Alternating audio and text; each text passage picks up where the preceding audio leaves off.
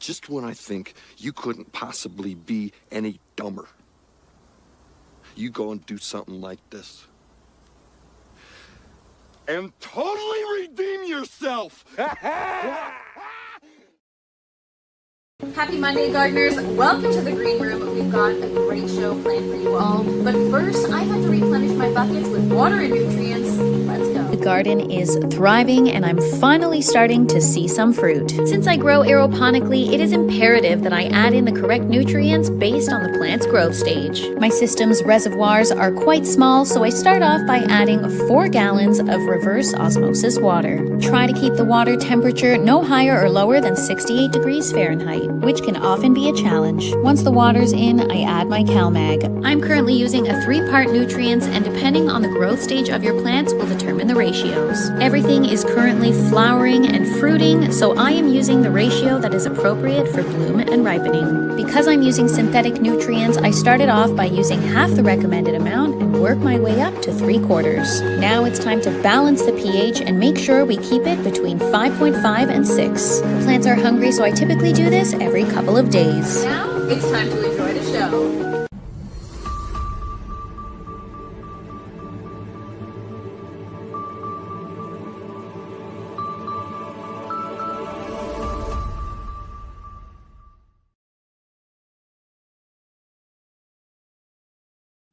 All right. Here we are, all of my garden enthusiasts and passionate plant people.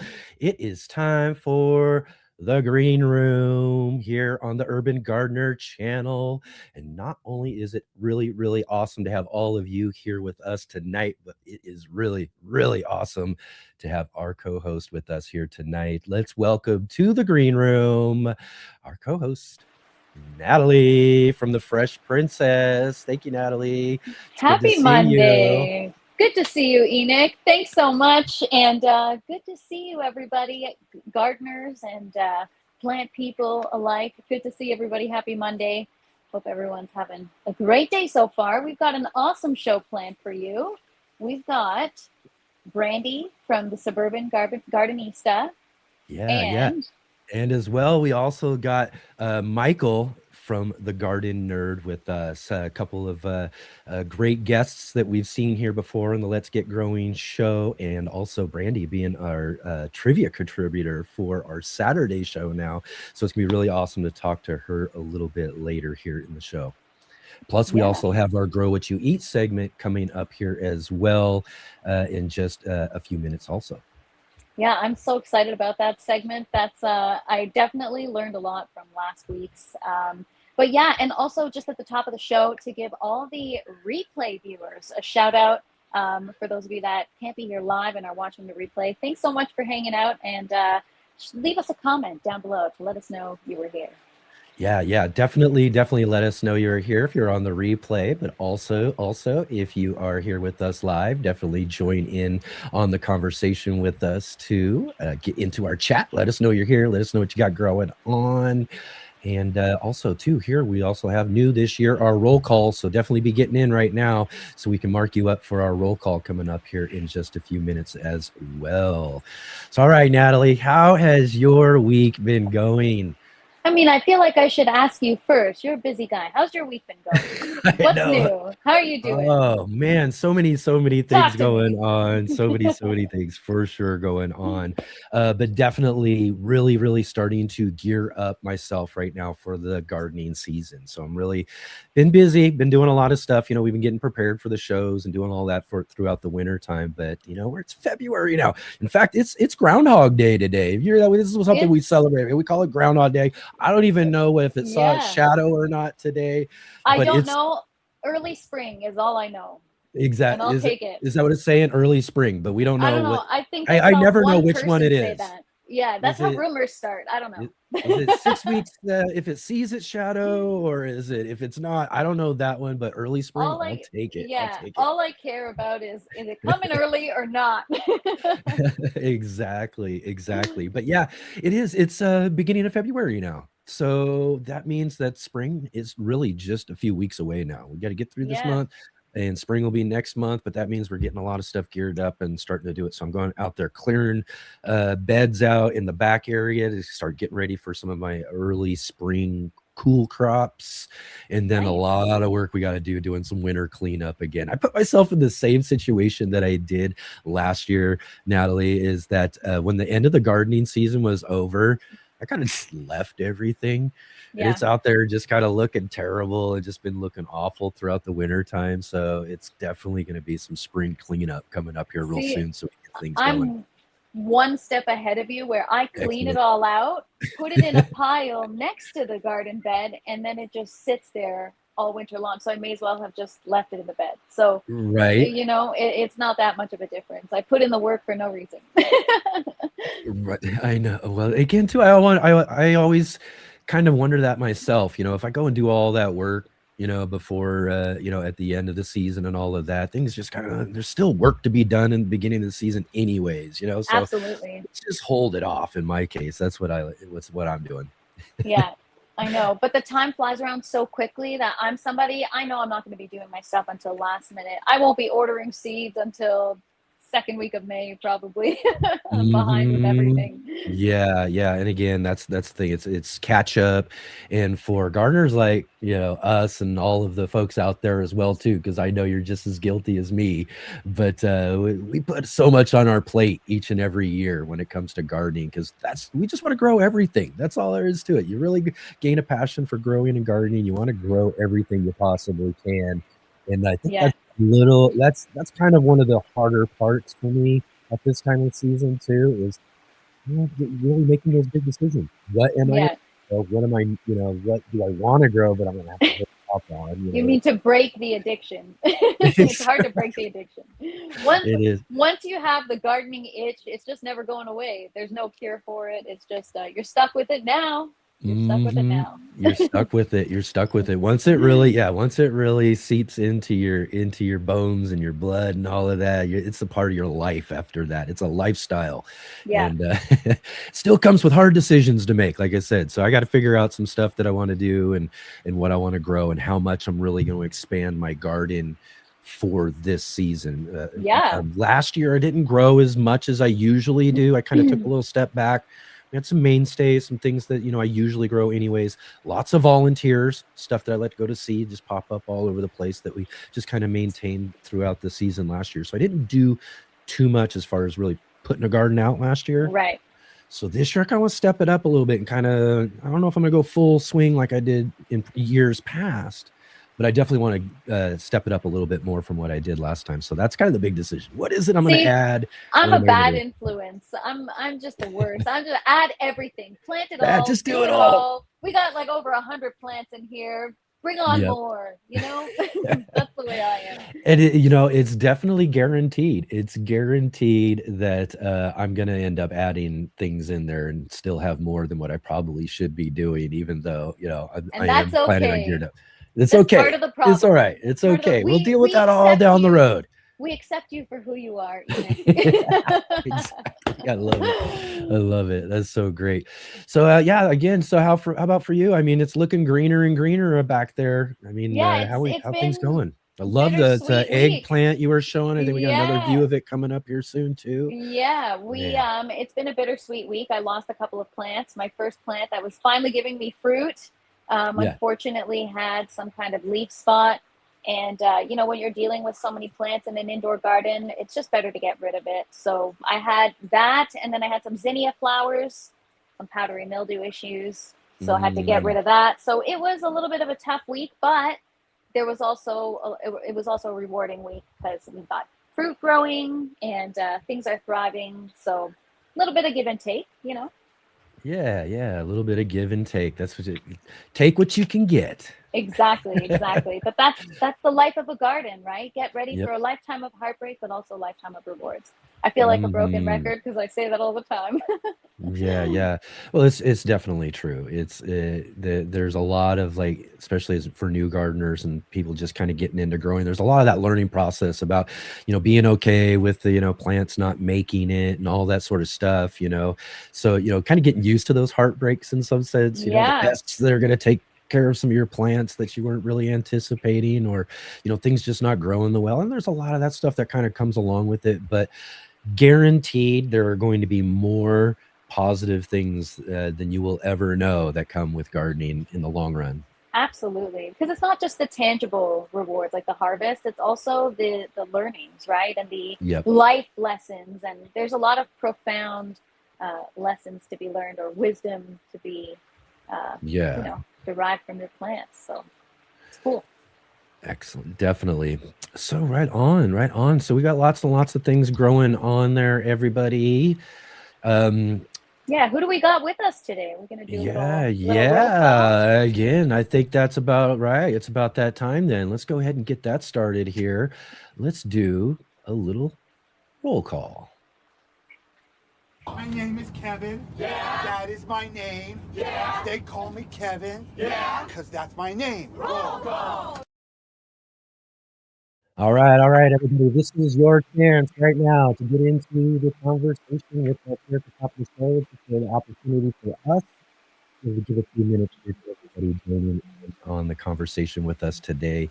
So if you can, drop right in there with some, let us know what you got growing on, where you're growing from, all of that sort of stuff as we give you a shout out here. Let's go ahead and we know Riz is in early. We got Lex in here just every day, ready to go. I love it. This is just so awesome. I look forward to this now in our third show here, seeing Lex dropping in. 6 cups of coffee. 6. I know. It's like that's wow, Riz.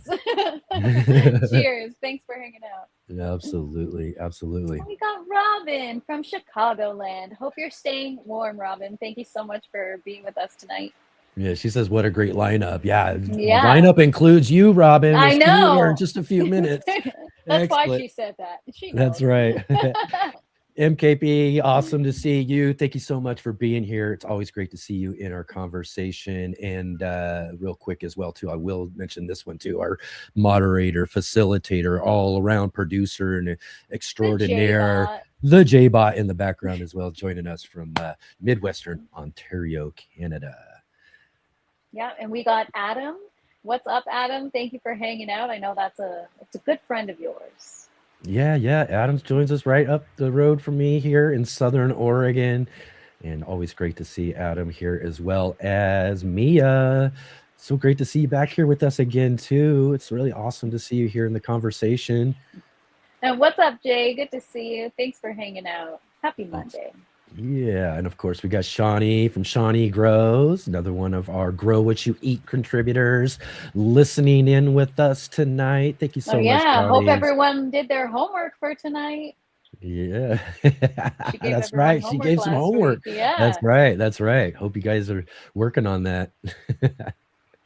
All right. And we got Val. Good to see you. Thanks for hanging out. Yeah, Val, thank you so much, as well as Janet Potter. Always great to see your name in our conversation, Janet. Thank you so much. Great evening to you as well. And Serena, happy Monday. I hope you're having a good evening or afternoon, depending on what time it is for you. Yeah, exactly. We're all over the place around here. Yeah, we're international at the Green Room here. This international for sure. Val. Hey, Jay. Hi there in the desert of northern Arizona. It's really dry, a bit chilly, and growing beets and garlic right now. That's awesome. We got our guest who's also from Arizona, so that'll be cool to pick his brain about the weather. Yeah, exactly. If you got any questions about Ray. that stuff. Good to see you, Ray. Thanks for hanging out. Yeah, hope you're doing great too, Ray. Thank you for being here. And Darth, great to see you. Good to see your name in the chat there. It's great. It's great to have you back with us here. Did you miss Groundhog Day? I said, no. We were just talking about there. I was just saying, like Natalie, right? I don't know if the groundhog saw its shadow or not, but I guess it's spring is sooner coming away, right? Hopefully. Hopefully. And we got Kat's Tiny Wannabe Homestead. Good to see you. Thanks for hanging out from the Colorado Rockies. Nice. Welcome. Right on. And we got Oh, one of our guests in the conversation here, already jumping in with everybody. Very excited to join the show soon. Yeah, we've been really enjoying Brandie's garden trivia on the Saturday show. She took over our garden trivia and has been doing such an amazing job with that so far. So it's gonna be really great to catch up with her tonight and see how Yeah, I everything's can't going. wait to chat. Yeah. From Oklahoma. Yes, Texas is my love. A variety of tomatoes and peppers. Nice, MK. Happy Excellent. growing. Excellent. Serena was also mentioning it's 7 p.m. here. Nice. So evening applies. Evening applies. Good evening. Yeah, there we go. And Ray, again, thank you so much. Awesome, everybody. Thanks for joining with us there in our It sounds like we've got somebody else doing a roll call in the background there. Do you have a cat? Oh, do you hear him? Yeah. He is Like, here with us We today. got somebody else who wants to get in on the roll call. Yeah. George is he's at my feet right now. He's trying to bother me about something. I was wondering whether or not everybody could hear him or not. Oh, we could hear him.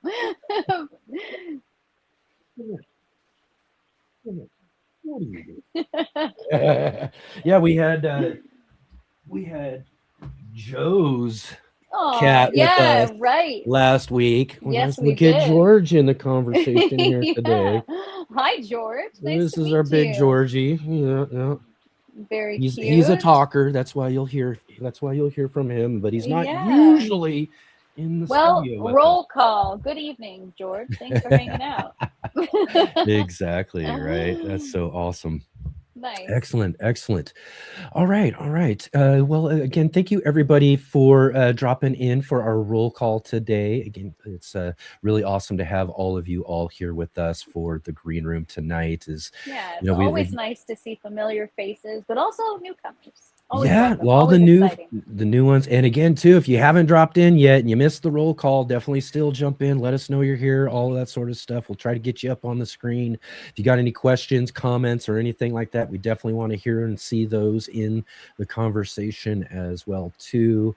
And yeah, so definitely do that. Drop questions, comments into the chat if you can, and let us know, especially when our guests come up here too, and you got questions for them. We've got a soil expert and we've got a native plants expert. So get your questions ready.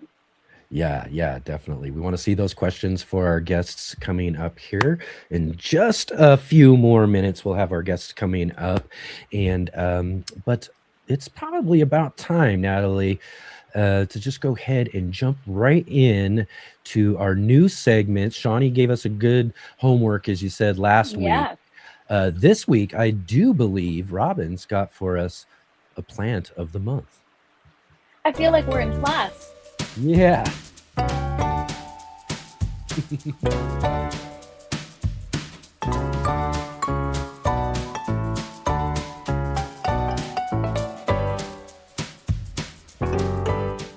Hi, it's time for the plant of the month on the Grow What You Eat segment of the Green Room.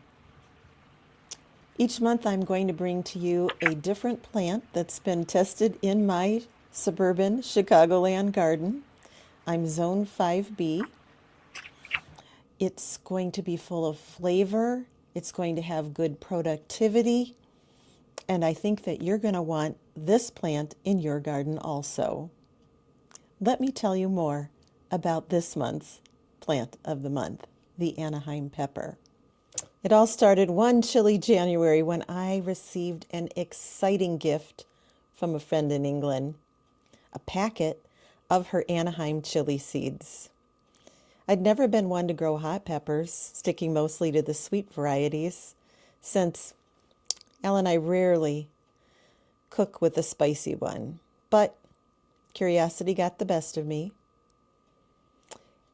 And wow, had we been missing out.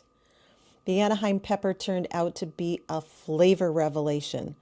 Fruity, with a sweetness and a hint of earthiness, and just a gentle bit of heat. It has a Scoville rating of about 500 to 2,000.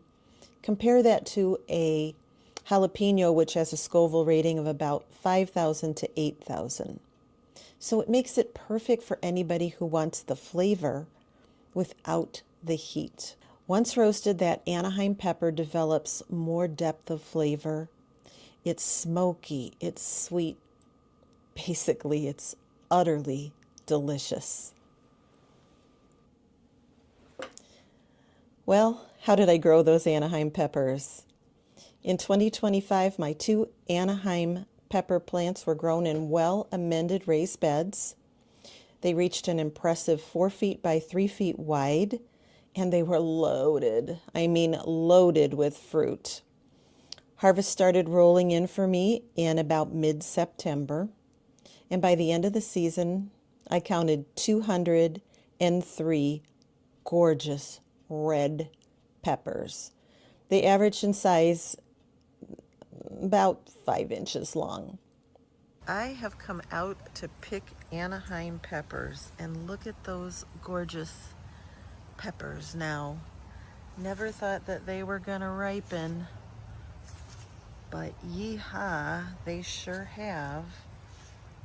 So I have to get in there and pick a bunch of peppers.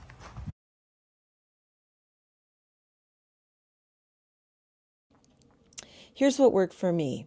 In the fall of 2024, in prep for 2025, I topped my beds with 4 inches of organic leaf mold compost that I had delivered.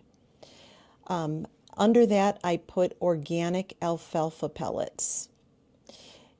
And then I put them to rest for the winter. So it had that whole winter season to gain nitrogen and good stuff from the snow and weather that happened and kind of percolate down into the soil. Then in the spring, I mixed a balanced organic granular fertilizer and humic acid into each of the planting holes. The summer feeding was only twice, and I gave them a balanced organic liquid feed. I originally started those pepper plants on March 3rd. I hardened them off well and transplanted them out into my garden in mid-May. The same peppers also thrived up in the kitchen garden where I grew them for that project with the master gardeners up in Door County for that special project. So it proved their versatility both in my Chicagoland garden and up in the Door County, Wisconsin garden as well. I did have one mishap with the plants. There was a summer storm that came through, and they were so laden with fruit at that point that 2 of the branches broke a bit. They were still attached, but they were definitely broken and leaning. And so I was like, well, what do I have to lose but fruit here? Let's try this. I went and I got some duct tape. My husband got some big, long 4-foot poles. We put those poles in. We foam wired the branches up onto the broken branches up onto that wire. And then I taped the wounds where they had split. Guess what? It worked, and it worked perfectly. I did not lose one pepper. Anaheims typically germinate in 7 to 10 days and mature at around 80 days. And they absolutely adore the full sun. If you have a warm microclimate in your yard, that's even better. They'll shine their brightest there. Well, why you'll love Anaheims. The Anaheim pepper is mild, flavorful, endlessly useful, and a true gateway chili for gardeners and cooks alike. It's earned a permanent spot in my garden and my kitchen, and I hope it finds one in yours too. A little pro tip: if you need a quick flavor bomb in the kitchen, dehydrate your Anaheim peppers and grind them into a rich aromatic powder and add a pinch of this to your soups, your sauces, your rubs for a smoky, sweet pop of flavor that transforms any dish. Well, that's the plant of the month. And remember to grow what you eat and eat what you grow.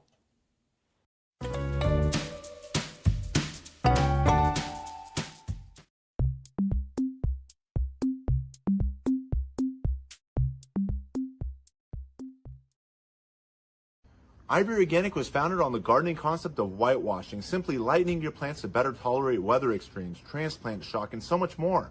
Such a valuable gardening practice that farmers have been doing it since BC times. However, in recent years, most research has been caring for plants and trees using latex and tar-based products which are designed to last 100 years but fall off your plants within 1 to 2 years as your plants grow, contaminating your garden soil indefinitely.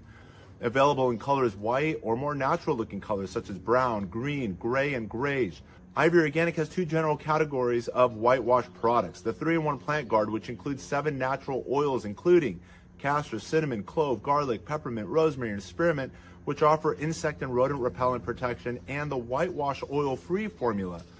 Both products also have diatomaceous earth in the base ingredients, which naturally offer some insect repellent protection too.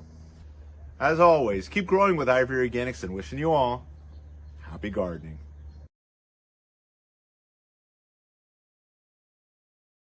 Why wait for the right season to start your garden when you can grow anything you want all year round?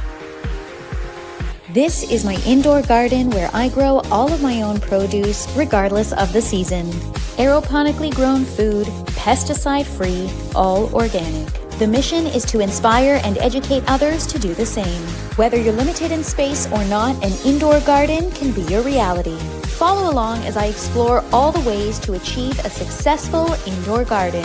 From aeroponic Dutch buckets to vertical grow towers, I experiment with all kinds of grow mediums and varieties. Let's learn and grow together and reclaim our food sovereignty.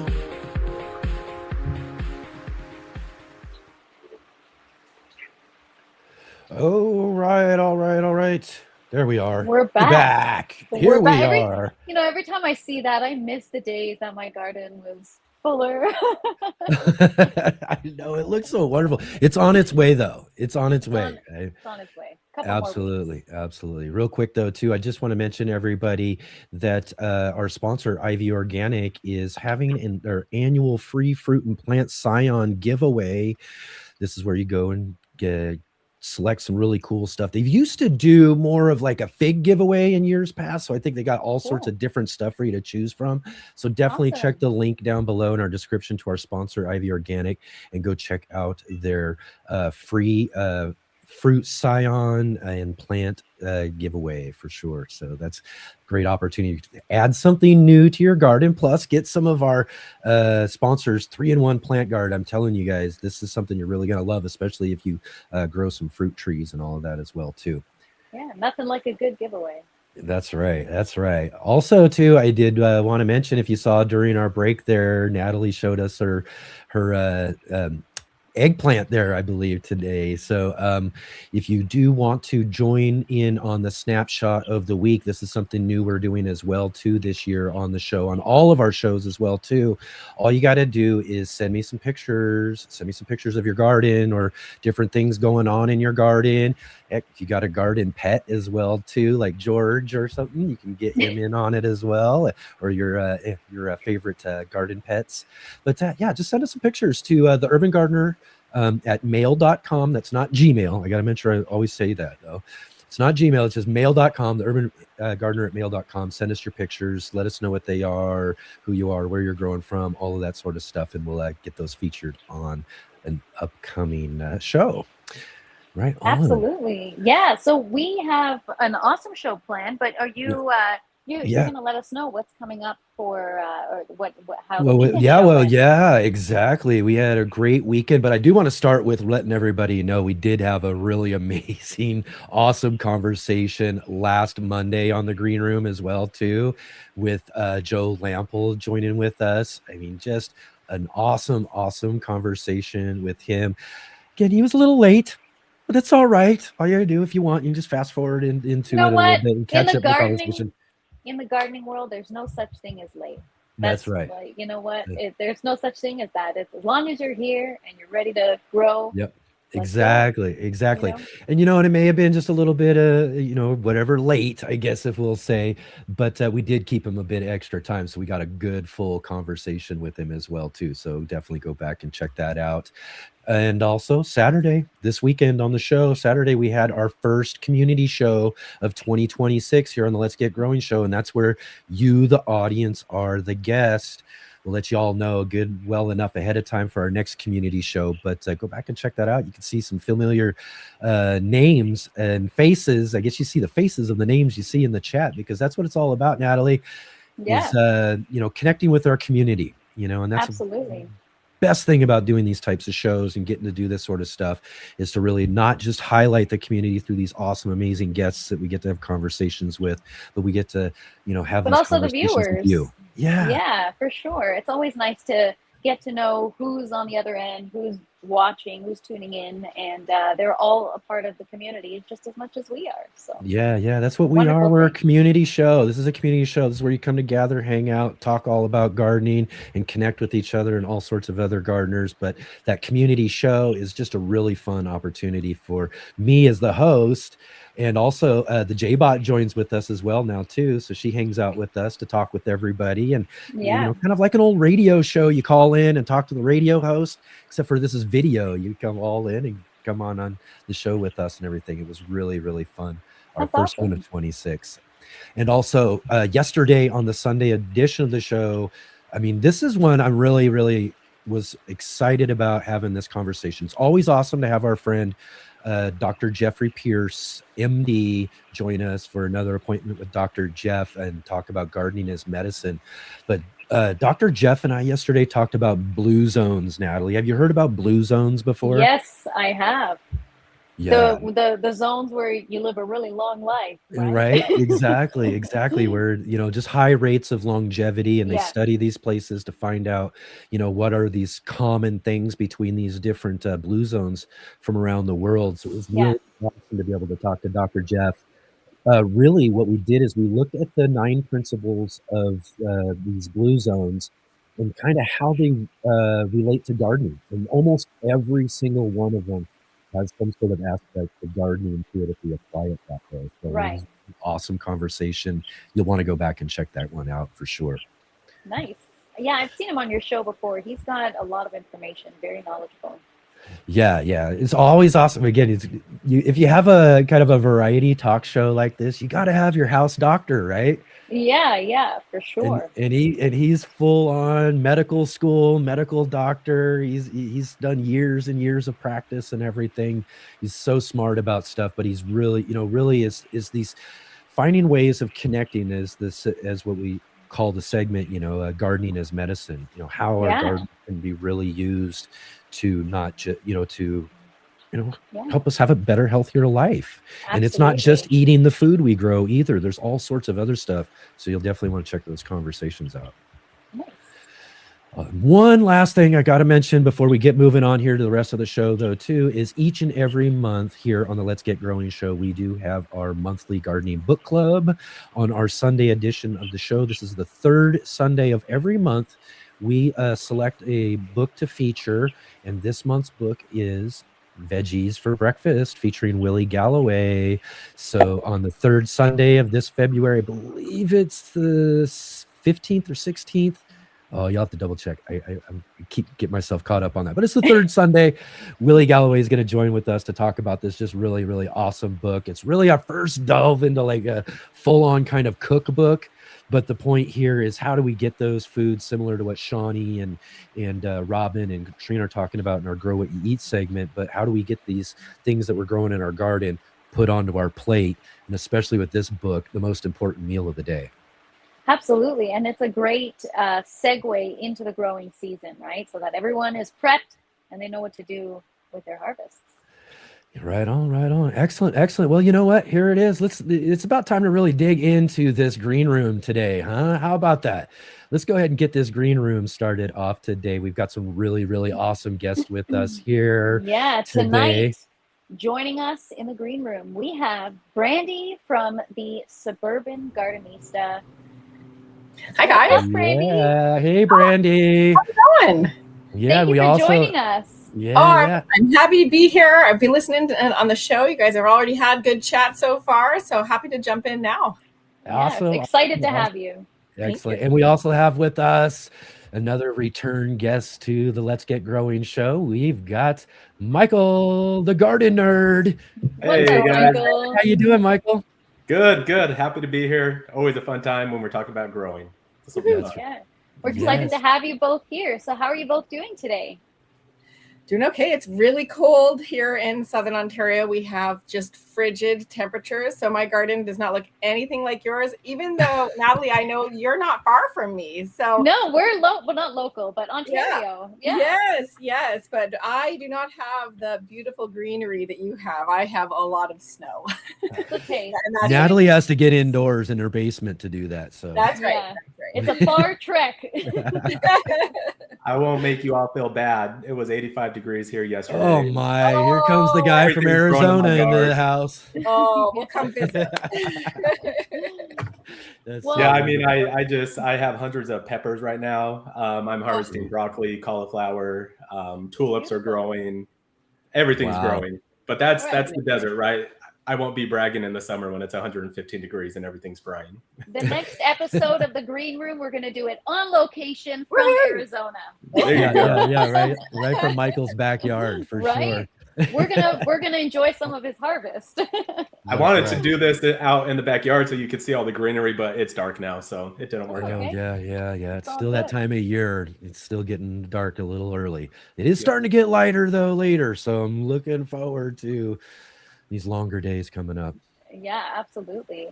So before we jump into things, we're Mhm. trying out a little bit of a lightning round segment to kind of get you guys going, put you guys in the hot seat right away, and just get the burning questions out of the way. Are you guys interested in a little lightning round? Oh Okay, my, let's do here it. I Nervous, go. so let's do it. I am. gotta- Oh no, I'm trying to find my. Oh no, where's our countdown clock? We got a 60-second timer, but Oh. yeah, If I got can it? find it, I don't know That's if we okay. got our Take- 60-second take your timer time. up. We'll give you got 60 seconds on the clock and go. I know. Where did it go? Let's see if I can't find it right here. That's okay. We can. There it is. You got it. I do believe we got it. Let's see how this works too, because I'm not sure how with 4 people. So this is all testing, and we're working this Yeah. stuff out here. So Brandie's gonna be number one. First, we're gonna Okay. ask her the Ooh, questions.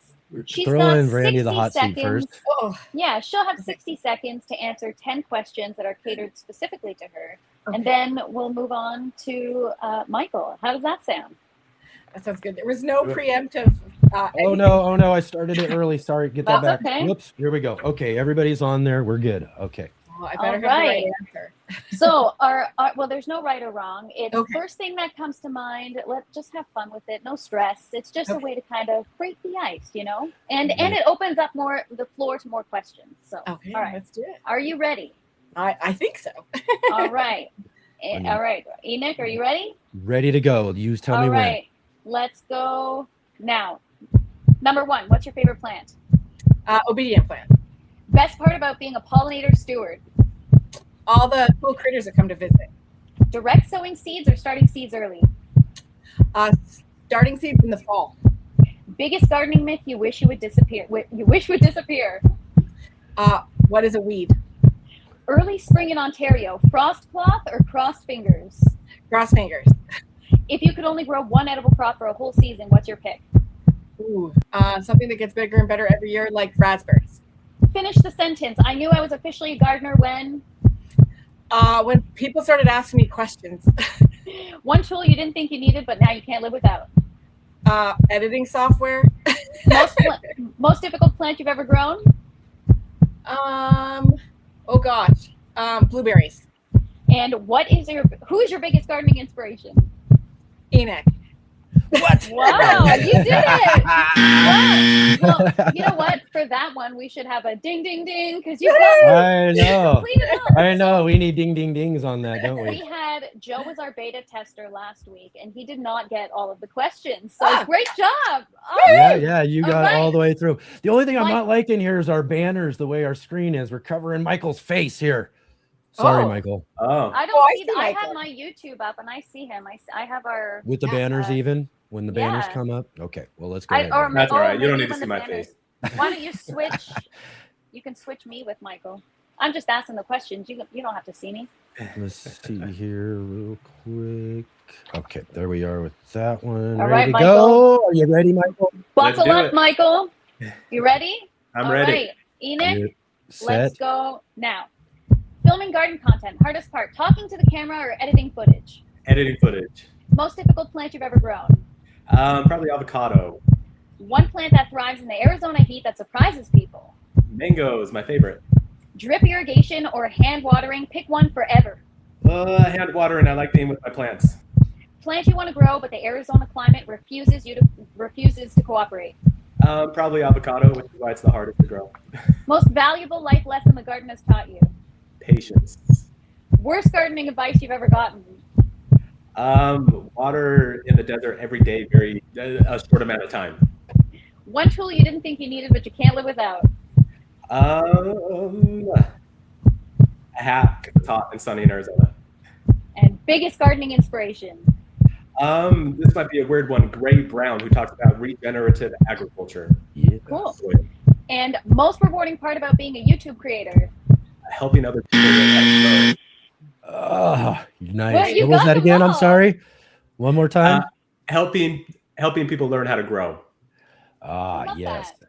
That's You great. guys did a great job. That was awesome. All right, now we can relax. That's fine. Ooh, there we go. How much fun was that, guys? Huh? I'm Lily. I love this. I love I this just idea. like to stress our guests out because it brings out the best in them for the interview. Yeah. You know? That's Makes me right. sweat a little bit. That's wonderful. That's wonderful. Right on. Excellent. Though. Again, really awesome to have you guys here. Is kind of really is a way kind of our initial kind of, this is the format. This is, we've been kind of doing the show already a couple of weeks already, kind of gearing up to things and getting things started up and everything. But really, it's really great to have you guys here. And especially we'll start with you, Brandie, real quick here. But I just want to know a little bit here. How are things going? How have you been enjoying now being the new trivia on our Saturday show? I mean, this has just been really awesome, and everybody's been really loving it and enjoying it. But I just wanted to take this chance to say thank you and see how you enjoying it so far. It's fun. It's fun. I was thinking that I would do some filming outside as well in the snow, but it has been just so bloody cold here that like negative 30 and lower. And like I went to go do it one day and negative 30 Celsius for you folks. Right. I went to go do it one day and it was freezing rain. So, you know, like I found a spot that's kind of neutral in the house, and that might even be better because then there's no other things going on. I don't know about you guys, but when you're filming outside, there's always something. I mean, there's not going to be any leaf blowers or mowers right now, but there easily could be snow blowers. So, so it's just kind of a little bit more private. And definitely, I'm going to try for shorter questions so that I can get it all out there. And I'm going to try to keep it current, kind of keep it with the season and have some fun with it. Do you think my question, the first one I did that you've aired was on host plants. Was it tricky enough? I want to make sure it's not too I easy. thought it was perfect. I thought it was perfect. And I love too that you throw in the nice little entertaining one in there. Yeah, I'll too. throw It's in a just little perfect. punny one there. And I've got some ideas for Love Month for February. Here So we go. I love a good theme. yeah, I got some ideas there. So yeah, I'm having fun. Thank you very much for inviting me to do it. Absolutely. And what about you, Michael? Arizona, how's the climate treating you there? You've got a garden in full swing right now. It's great. I always feel bad, like when other people up north are like, you can't do anything. I can't go outside. But winter, honestly, you can grow it here in Arizona. The seasons never stop in terms of when you can grow things. Beautiful. It's been though this year. It's been like even more hot than normal in the winter. Like I said, we hit a record yesterday, 85 degrees. My lettuce has bolted, and it's like barely February. I had to pick my broccoli and cauliflower extremely fast. Everything's already budding out. My peaches, I have blossoms. My mulberry tree's budding out. So it's springtime here in Arizona already, and we're only the second day of February. Wow. Which is fun. Always something to do. I was going to ask about the cool weather crops. How do you make that work? Well, the problem with mine, and usually they do okay, the cool weather crops, they're in the bright sun. They get sun all day. Yeah. But that has proven to not be good this year with it being so warm. And it's kind of, honestly, it's a worry of mine with stone fruit that needs certain chill hours. Yeah. I mean, I haven't looked at the numbers, but I'd be surprised if this winter we even hit 200 chill hours. Oh, wow. And so we're getting lots of blossoms and whatnot, but it's not turning into fruit. And that's kind of a trend we've been seeing. So it worries me in the future if we're going to be able to grow apricots and peaches and pears and plums. Yeah. Do they flower up and then just drop or something? Or do they try to form a fruit and then just kind of dry out and drop or something? They're not. Last year, my apricot had thousands of blossoms. I probably got 24 apricots was it. So they flower and then just drop and no fruit ever forms. Oh. Yeah. That's so sad. Yeah. Kind of sad. It's great for all the tropical stuff, which I love to grow, right? Because we don't have to worry about freezes and stuff through the winter. Yeah, they don't need those chill hours. I haven't hours. had to cover anything this winter because we haven't even gotten close to freezing yet. So my mangoes and everything are loving life. Yeah, I can imagine. Yeah, that's awesome. Yeah. Not to brag. Sorry, Brandie, talking about your snow. Maybe in my other part of my life, sans gardening, I work in the realm of climate change. So working in climate change, I do not wish winter away. You know, we're trying to embrace it as much as we can as a family and play in the snow and have fun in the snow and enjoy it, even when it's really, really cold. I'm doing my best to stay warm, but I'm not wishing it away. Yeah. Every season has its purpose. It's time, well, at least for us Ontarians or Canadians, it's time to relax a little bit. Enjoy the downtime. Well, it's not really downtime. Now it's preparation time. Are you doing anything right now to prepare for the spring for your garden? I'm doing a lot of reading right now. I just started a new book on supporting pollinators, surprise. So by Heather Holmes. So I'm excited to be digging into that and learning more. And I might do a little plug. I just did a lookup. So I've done my pollinator steward certification through Pollinator Partnership Canada. And I just looked and they are starting next week. So if people want to get going with that program, and I don't work for them, I just did it and I loved it. But if you want to sign up, there's still time. And it's a fabulous program. You learn a ton about supporting pollinators in your garden. You have to build habitat and you have to do advocacy or education. So I'm just going to put a little plug in there because I did a little look and I think it starts literally next week. So I saw it does actually. You're right. I looked it up just before connecting with you. And it looks very interesting and a great way to support the pollinators. And how long have you been a pollinator steward for? I think I probably finished it a few years ago, like at least 3 or 4 years ago. And yeah, I use that information literally constantly, and I try to share it as much as I can just to help people connect with how their garden can make such a difference. So yeah, pollinators equal life. Absolutely. Yeah. We need them. So if you can support them in your garden with native plants, then I would highly encourage it.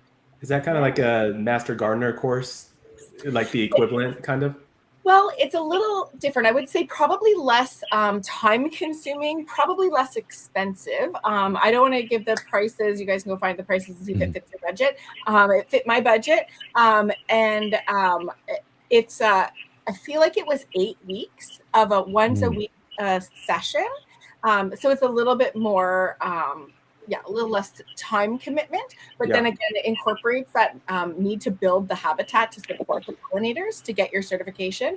And then also that education piece. So either like doing a workshop, I did a YouTube video on pollinators, sharing information with a school, whatever it might be. So I just love the combination of that. I think it's such a cool program that just helps to like share it wider, right? Yeah, Yes. absolutely. And do you have anything like that in Arizona, Michael, that you're a part of? No, or that that's what I was asking. I mean, we have the Oh, Master yeah. Gardener program, but It's in the States too.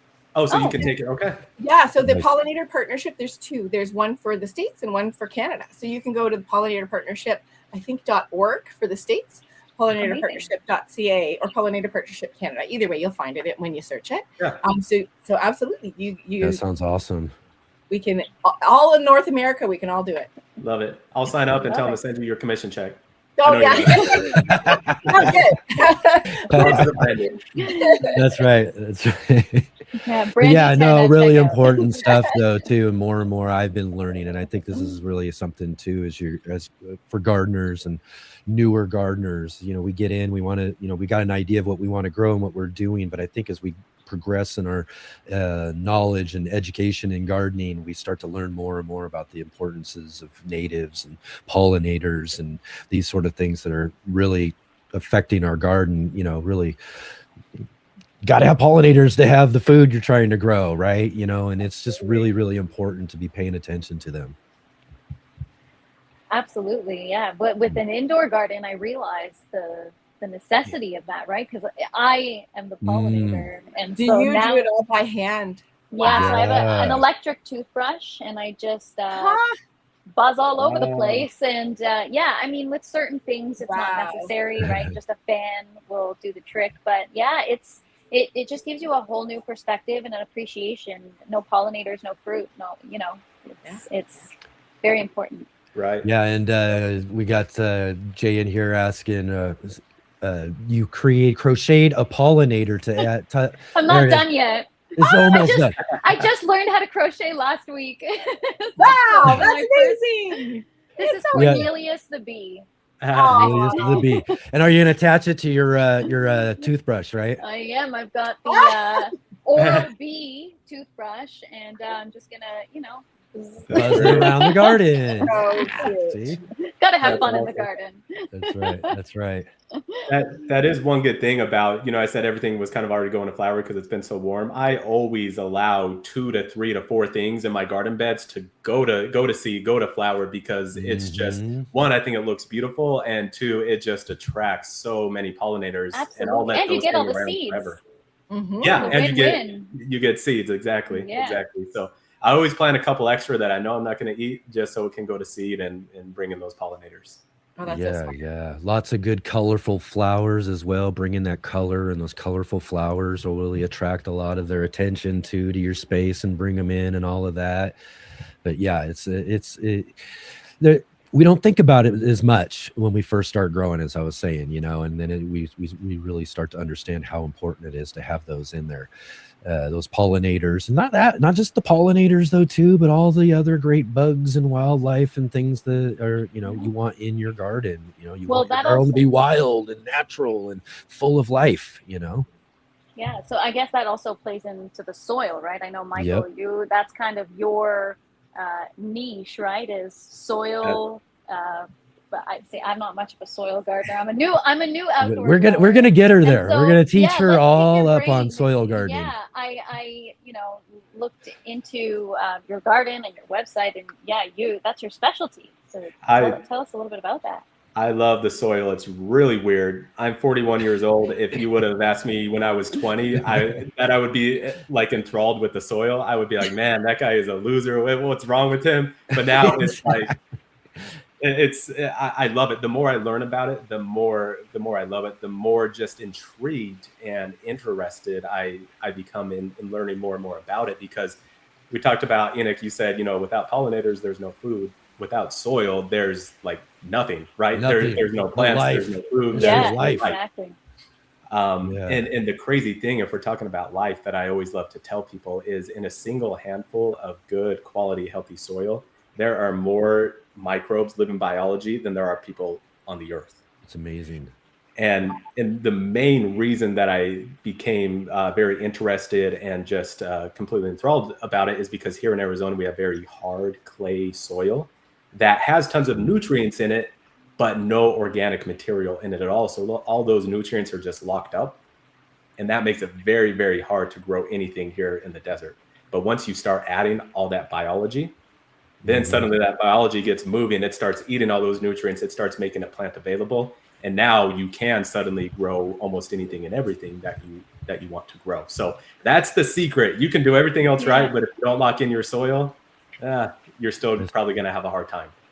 Yeah, it's Again, remarkable. right? It's really, again, same story almost as pollinators with knowledge on soil care and soil, development. And that is that, as new gardeners, we don't think about it as much, but it's something you learn that importance of that more and more as you go. I'll just say though, too, if you guys were in and got to see Robin's segment there, she did Grow What You Eat. She was showing those Anaheim peppers. Yeah. I know I've seen peppers you've grown, Natalie, in that cool indoor garden you've got. I've grown peppers out in my garden, but if you see what Robin was doing with those Anaheim peppers there and that plant she has out there, that shows you what soil is, what soil gardening is about. I can grow some good sized plants, and I know in there you'll get them decent size, and the size that you're getting there, not too bad. But did you see the size of that Anaheim pepper plant she had? Yeah, that's soil gardening, and that's taking care of your soil. That's growing optimally through the through good soil development. And I know she does a great job with that. You can tell with those, right, Michael? I mean, you can tell the difference with good soil when you're looking at those plants, right? You can tell almost immediately the plant health, the leaves, and then just the quality of the fruit. And then when you bite into the fruit or the vegetable or whatever it may be, because it's taken, I mean, where do you think plants get their nutrients from? Right. Yeah. They get it from the ground. So if there's all that biology unlocking those nutrients for those plants to be able to take up, all those nutrients are going to be in the plant. And that's what makes maximizing the flavor. Awesome. Yeah, exactly. Yeah. So if you were to give Natalie some advice as she's getting out in her garden this spring and going to start working and thinking about her soil, what would be like some first piece of advice you would give a new gardener like Natalie who's getting in? And I just do like pro mix and manure every year. I just add more, and it's just a flower garden, right? But this year I'm going to add food. So whatever kind of advice you got. Yeah, diversity and life, right? Like you want to add as much organic material as you can because that's where the life is going to come from. Right. Don't be scared of bugs, right? I don't know if you are. Okay, good. I don't spray or use any pesticides. I embrace it. It's just Japanese beetles that I can only flick them off so many times. Yeah. No, that's really the name of the game is diversity. Just adding as much living organic materials to the soil as you can. Oh, and then this is a big one. This is probably what I should have said when you asked like the worst gardening advice. The more I've learned about soil, the more I've learned about the detrimental effects of tilling the soil. Right. It's kind of like common practice. They're like, hey, it's springtime. I need to go out there and till up my ground. You are destroying the habitat of all of that biology and the fungi and everything living under there every time you tear it up. And so I'm a huge proponent of just chop and drop. Just every time I go out and I trim anything, whatever it is, throw it right back down to the ground and let it seep into the ground from the top down. Versus then tilling it up. So don't feel like, oh, I have bad soil, I need to tear it all up and throw stuff in it. No. Just add that organic material on top and you'll see. I started with hard clay soil. You could barely get a shovel in it. I've added, I would say probably 100 feet of organic material that's all just broken down over time. Now I can just go dig my hand right in the ground and it like pulls up just black, awesome, beautiful dirt. Wow, that's awesome. That's impressive, especially for Arizona. It's a lot of work. I was just seeing Adams in the comments. He said, "Did Michael say he's my soulmate?" Adam's a soil biologist himself as well. Studied with Dr. Elaine Ingham's the soil food web and all of that as well. So did Michael, I think. Yeah. Doctor, I took her course. Great course. Just kind of opened my mind and just she's amazing. A very good job at breaking it down. Yeah, she's amazing. He should have. In fact, I was thinking he should have said my soil mate. Right? Yeah. Yeah. Right. Says, do you rejuvenate native soil and bring back microbiology? And if so, what are suggestions? What suggestions would you have? Yeah.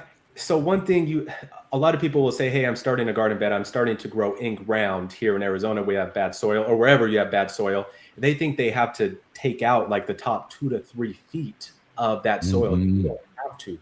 Every soil in the world, this is according to Dr. Elaine Ingham, which I believe, has all the nutrients you need to grow anything. They're just chemically locked up, like I said before.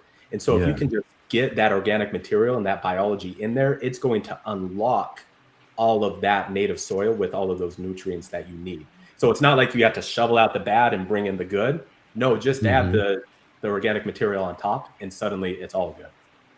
Yeah, that's great advice. Great advice. Yeah. I'll definitely have to put that into practice this spring. Awesome. I've really nerded out since Dr. Elaine Ingham's course. I now have a microscope in my Is that where the garden nerd came from?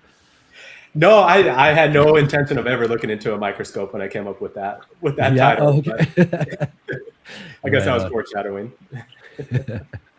So, Brandie, what are you doing to prep your soil for the spring? Do you do anything, or are your beds already set up and you just, clean them up for the spring, or how does that look? Well, I definitely will do the chop and drop in the fall. I leave most of my plants up. So I really am like, you want to call me a lazy gardener. I encourage just leaving your garden be for the bees, and definitely leaving the leaves. So I have some kind of terrible Norway maple trees on my property. So they've got these leaves that really take a bit of time to decompose. We do have grass, so we're not like totally opposed to grass. And so we move it off of the grass and onto the garden. Then I'll let that kind of just be. And then probably like in May or so, like I'll let the garden kind of wake up, let things start sprouting up, and then I'll kind of fluff it a bit because they do get quite matted down, just to help. Sometimes you'll see some like really sad plants, like they're like, please let me come up. But yeah, I just, let it do its own thing. And as you say, like the critters will decompose those. And even though people do say like the Norway maple leaves are just, they will never decompose, they absolutely do. And I will put some organic like compost and manure over it as well. And then that'll be it. And I'll just do a little bit of mulch, but not like a thick layer, just kind of to pretty it up, and not have all mulch either, so that you need a little bit of bare space for ground nesting pollinators as well. So yeah, I'm not too fussy. I just kind of let it do its thing.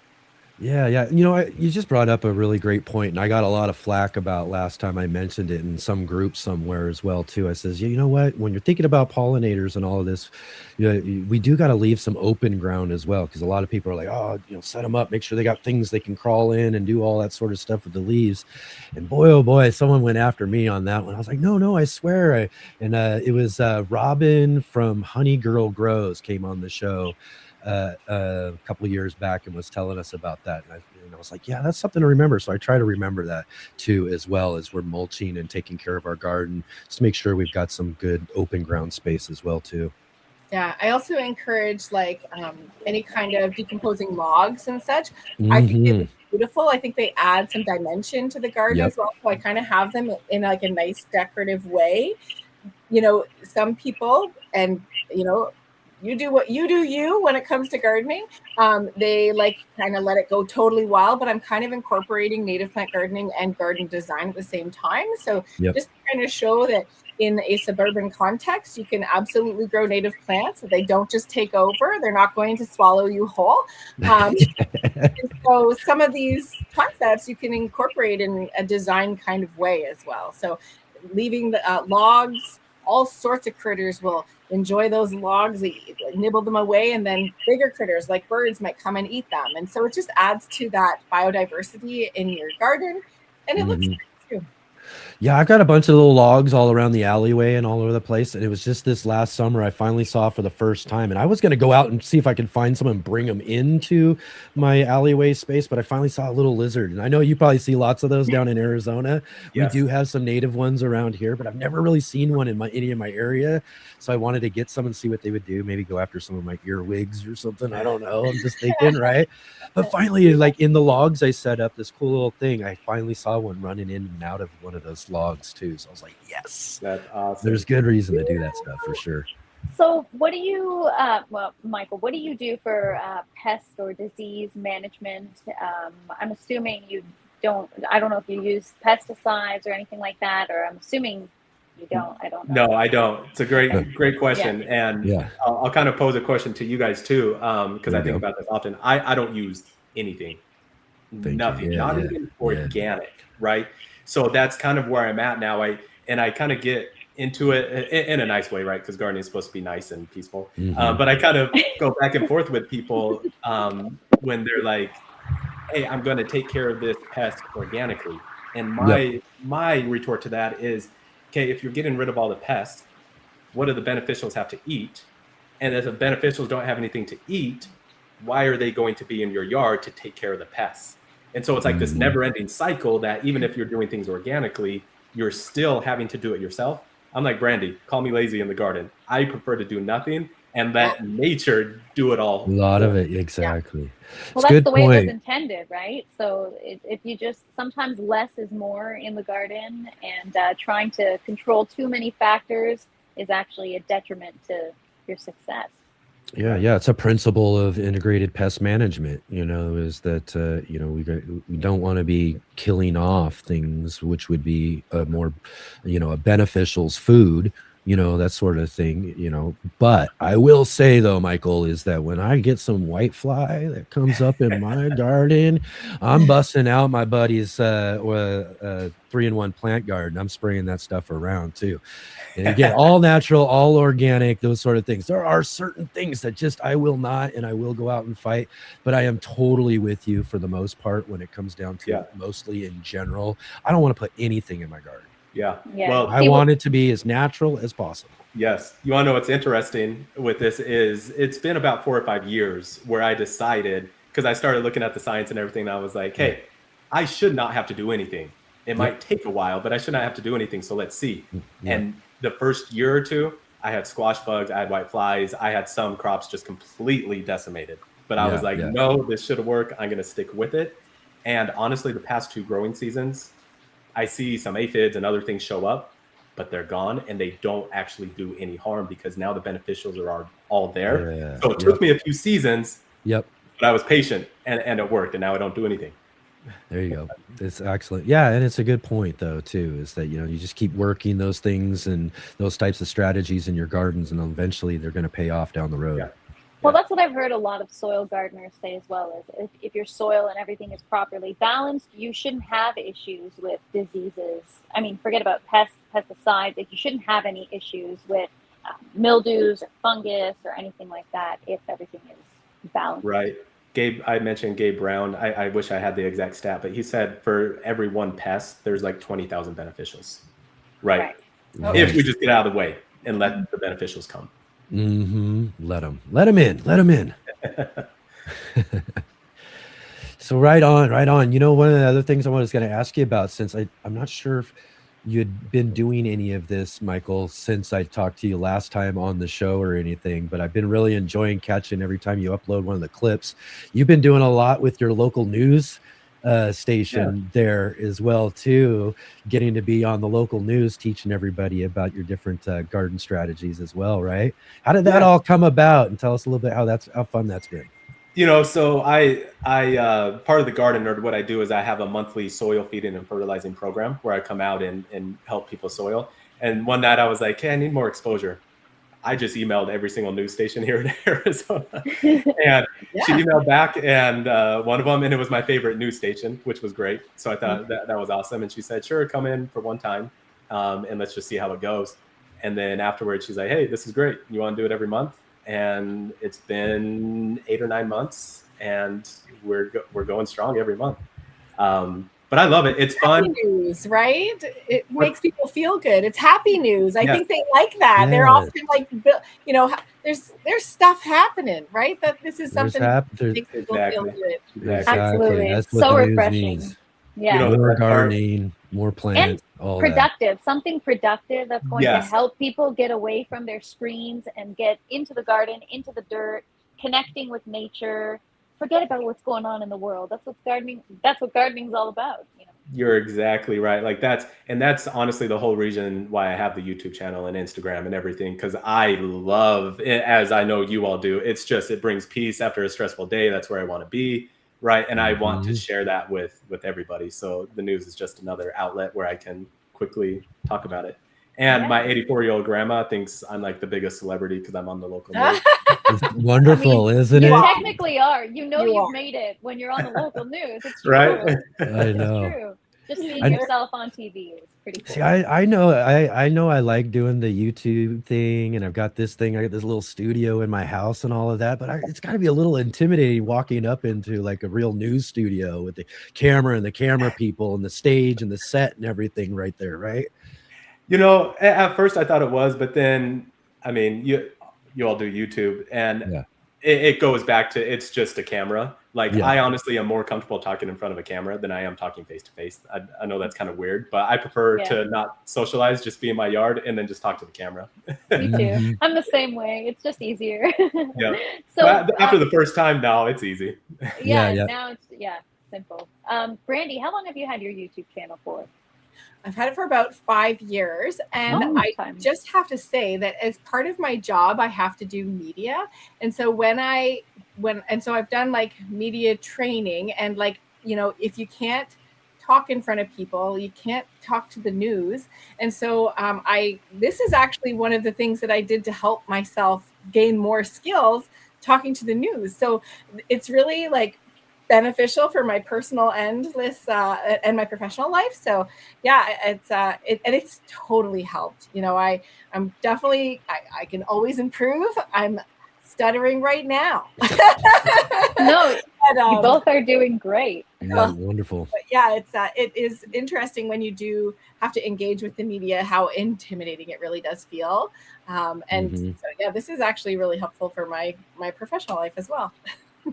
Yeah, I've had one little instance I did with Nick Federoff in his studio. He does some stuff down in Los Angeles there, and so he had his own like studio thing. So it wasn't like a big production studio of a network or anything, but it was still kind of intimidating. He had a whole crew there and big whole setup. I was like, okay, got up there though. But like you said, Michael, I just got into it a minute or two, and I was just going. You just kind of let it happen and let the conversation go, and everything was just kind of fine after that. I was the crew. I was like behind the scenes back when I was in school, so I was on the opposite end of things. So it's full circle now. Well, not that I'm on TV or anything, but you know, to be on the other side of the camera now. Yeah. Interesting. You have a really good, just a great vibe. I've been watching some of your shorts, and now I know where those skills come from. I don't know about the rest of you all. I know a little bit about Enid's background as well, but I'm not sure about you, Michael. But like when you're into gardening, doesn't mean you're good at YouTube, you know, or editing or figuring out all the back end stuff. And so that has been such a learning curve. Just I always tell people it's mediocre. It's mediocre, and that's as good as it's gonna get. I mean, I watched a bunch of your videos. Both of your videos are great. I saw you were doing some work on your yard. You've got a beautiful property, Michael. Oh, I was like, yeah. Well, you too. I mean, both of you have beautiful property. I saw both your gardens, but I was particularly, I forget what you were working on, but it just, you've got a beautiful yard. I need a bigger yard. That's my problem now. I mean, don't we all? We all need more space. We all need more space. Yes. I find myself the other week on Facebook Marketplace, someone was selling mango seedlings. And I started messaging him, and then I'm like, I have 12 in my backyard that I haven't found a place where to plant yet. Why am I trying to buy more mango seedlings from this guy? It's like I was saying to Enoch, the addiction is real. Like once you're in, that's it. It's game over. And now you need all the plants in the world and as many as you can of them. I think I have like 10 trees right now that are like a 1 centimeter in diameter and like maybe a couple feet tall, and like future Brandie's got something to work with, because I have quite a small property, and I'm like, I'm filling it in. May as That's well. same for Why me. not? Yeah. Again, Yeah. too, it's all, we want to do and grow everything. Also, Michael, you mentioned really as well, too, this point that's really, really great is we're talking about, how we get hooked on gardening, as Natalie and I were mentioning earlier, too, is that there's all these other great benefits that come along with gardening other than just the food that we're growing, which is really great. It's awesome to grow your own fresh food. It's better tasting and all of that. But you mentioned, Michael, it's like, it's such a relief at the end of the day, coming home, maybe after some stress, all of that. It's one of the things I've always said around here is that once you get that kind of sense of like what it does for you mentally, you know what I mean? Then you're hooked. I think that's what really, sells people and gets people hooked on gardening for sure, is that sort of sense of like, man, what's this garden giving back to me, out of what I'm putting into it? And Right. yeah, it's just Absolutely. amazing to be able to have a day that just really isn't the best and then go and just spend some time with your plants and then wash it all away, right? Yep. Yeah, decompress in the garden. And during the lightning round, I asked Michael, what was the most valuable lesson that the garden taught you? But I don't think I got to ask you, Brandie. What's the most valuable life lesson that your garden has taught you? I might steal Michael's, like patience for sure. Like especially like just over a long period of time. Like I said, I've got like small trees. Mhm. It's going to take a decade or so for these to get to full size and maybe not even right. So yeah, definitely patience. That is not one of my skills. So Me neither. Yeah, welcome has to the helped club. me with that space. That's good. That's funny you say that, Brandie, because sometimes people will be like, hey, if I plant this tree, how long till I get fruit? And I'm like, 5 years. And they're like, oh, that's so long. And then 2 years yeah. later, hey, how long would that take? And I'm like, Yeah, you could have planted it 2 years ago. Now you'd Right. only be three Yeah. 3 years more. I always say You're still at 5 years, my friend. should have done it yesterday. Absolutely. I always say if you have any interest in planting a tree, do it today. Do it now. Mhm. If the snow is here and the ground is frozen, plan for the springtime. Yeah. New property owners, people buying homes and all that sort of stuff. I say, think about your trees first. Yes. Yeah. If you're just starting a garden or you're just wanting to get into all this stuff, think about those things that are going to take the longest, and it's going to be your trees. Start getting those going. And yeah, so like you said, Michael, you're not, and I did that. I think the first couple, I was like, oh man, I want to do some trees. And still waited like the first couple of seasons and then started my first peach tree. I said, man, I sure wish I would have started this 2-3 years ago. Yeah. Exactly. Do you do any what kind of trees do you have, Brandie? I have pawpaw. I have two pawpaws, which I'm really hoping are the opposite sex, because you need the opposite sex for them to make fruit. Yeah. So really hoping for that, because I don't know. And then I have two red buds. I've got a spice bush. I've got some choke cherry, which is not exactly a tree, but they'll get pretty big. I do have a mulberry tree, which is not native, but I really enjoy it. So we're going to be keeping that. A flowering dogwood. Yeah, is that it? I tried a white paper birch and killed that. So that was sad. But I tried, but I will keep trying other things, but hopefully those guys will stick around, and I've been protecting them. I really don't love like babying my plants, but I also don't love having them eaten by bunnies. So I have done a little bit of barriers over the winter. I did one barrier last year where it was far too short, and essentially like it just snowed enough so that like the bunnies could just sit on top and just nibble away. So that was the top. so always learning there, but yeah. So all of those are very, very small. So yes, it will be many years before I see a pawpaw fruit. It's okay. When you do, it'll be rewarding and exciting. It will be very special. And you'll have to come back and tell us all about it. And do you have all of those in ground? So they're like in ground, or any of those containers at all? I have, the only thing that's in a container is my tiny oak tree, which is this big. So I grew that from an acorn this year. I gave away a whole bunch because I really have no space or no business planting an oak tree. But with my Norway maple, I thought, well, it's probably going to go someday. They are known for being like temperamental, and they can fall. And so if there's any issues, it's kind of close to my house. So if that has to go, I'm going to keep growing this little acorn and see Yeah. how far I can go. I just love the variation in the trees as well too. You putting in pretty different ones. regular. Yeah. Yeah. That's There's awesome. there's a saying that says the person has figured out life when he plants trees under whose shade he will never Never sit. sit under. Yeah. Yes. There's Yeah. something like that, and I That's an love Yeah. that. awesome. I always think about that. It's a great Yeah. analogy for life and growing. Yeah, it's such a that is such a great saying as Yeah. well I mean, too. the future is all bigger than us, right? That's why Oh, it's, we talk about pollinators, we talk about soil, it all falls under that scope, right? I feel like this is one thing that you can do if you have any, like, people are worried sometimes about the climate, as I'm sure many of us are.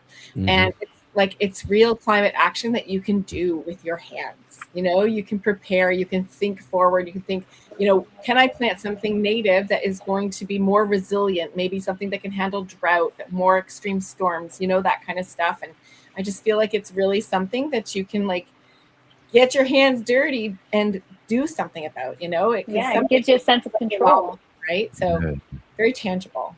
Yes, it's really all we can do, right? We can sit online and keyboard warriors, but that's not going to change anything. We can get out in our own yards and plant and grow things and actually make a difference. I agree. Yeah. That's great.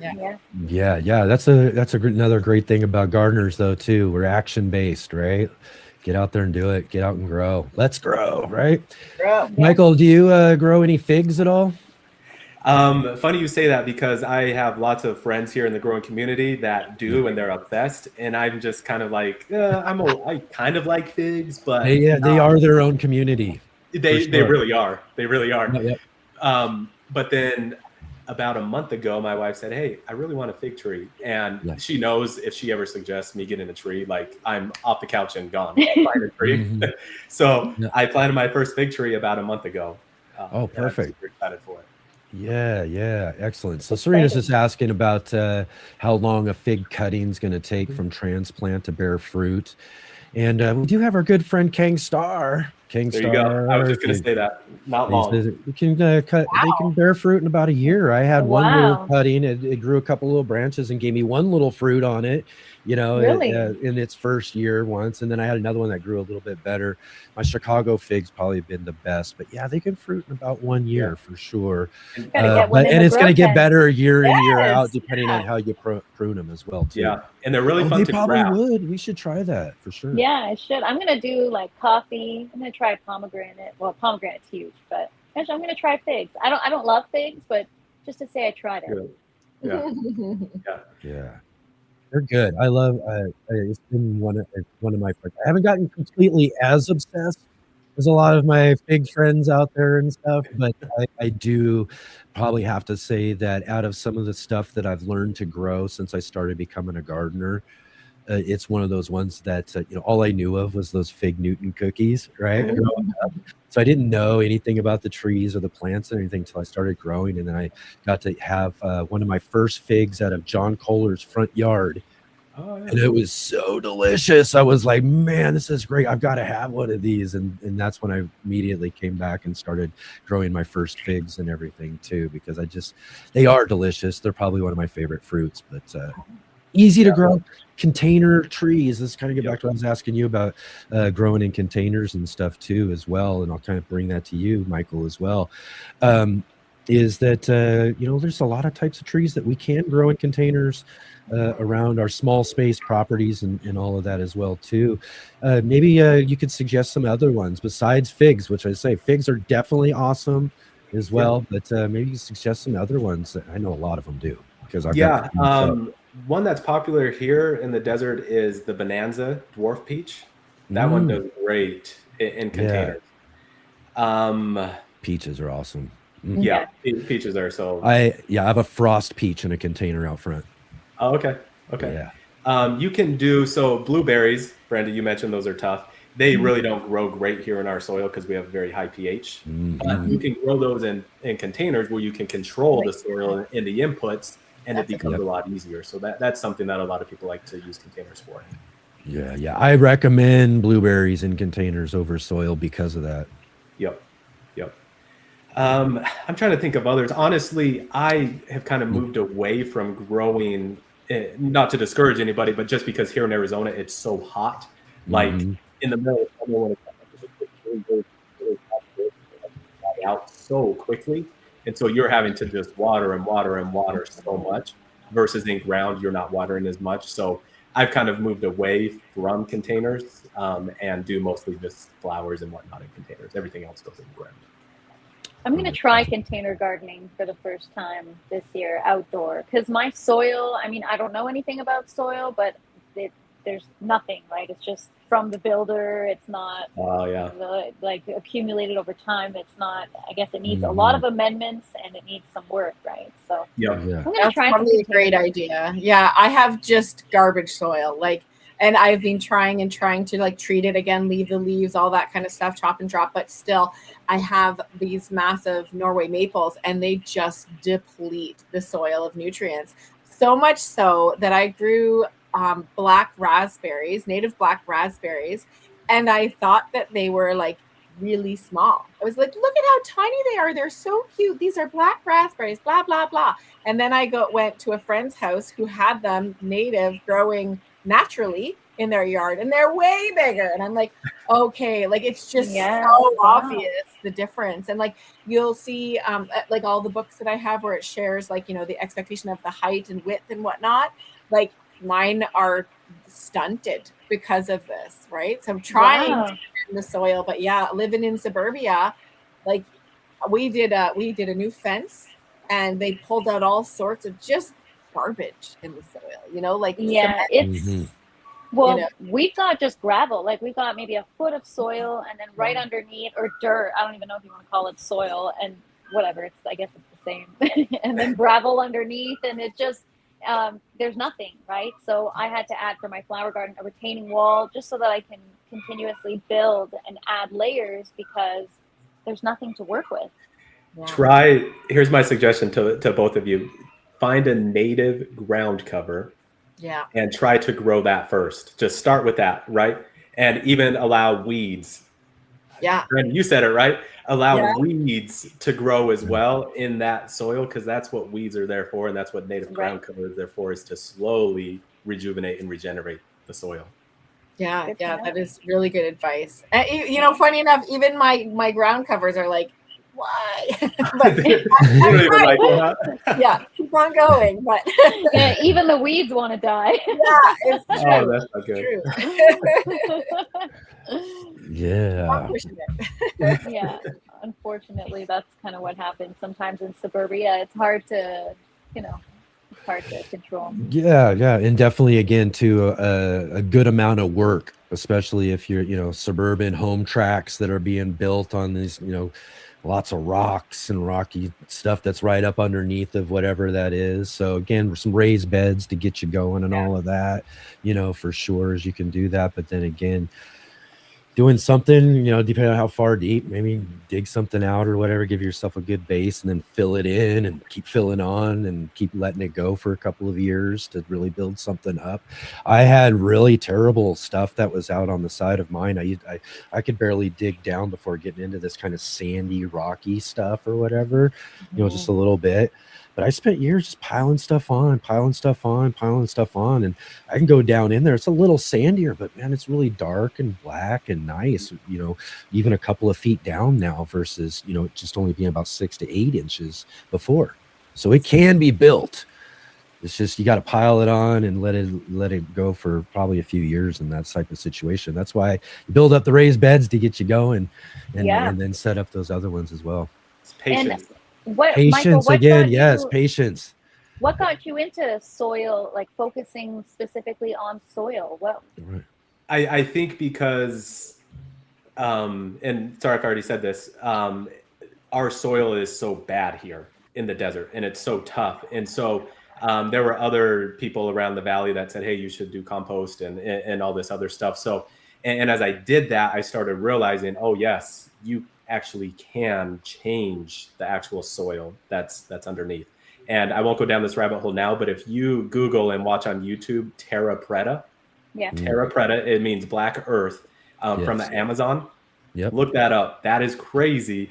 And so I just love the fact that you can change the actual makeup of the soil by yourself with time, and it allows you to grow so many more things that normally you wouldn't be able to grow.